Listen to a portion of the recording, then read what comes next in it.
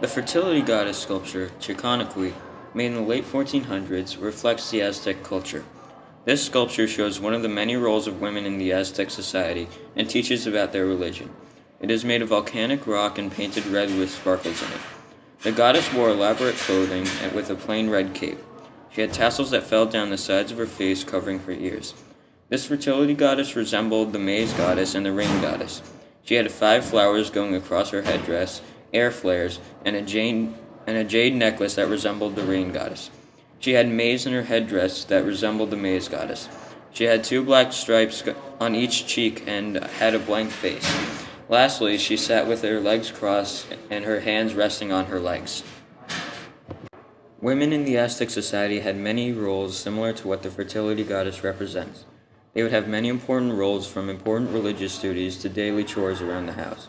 Their daily lives would consist of watching children while they cooked and weaved, and generally when a daughter came of age, she would learn to help the mother with these daily tasks.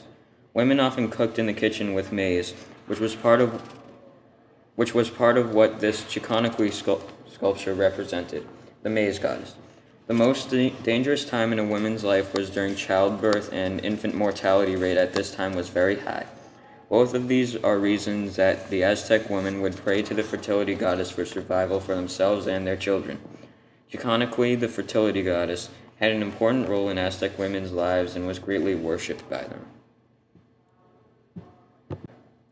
The Aztecs' religion was a large part of their society. The practice of their religion included worshipping many gods and goddesses.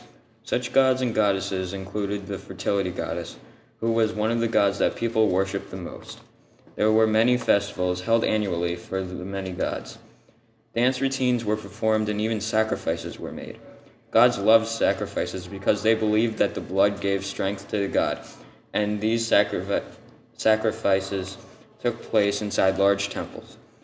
Often you would find that a goddess like the fertility goddess would have a huge temple decorated with the skulls of the people that were sacrificed. Religion played a big part in the Aztec society, and the fertility goddess was one of the highest deities in Aztec culture.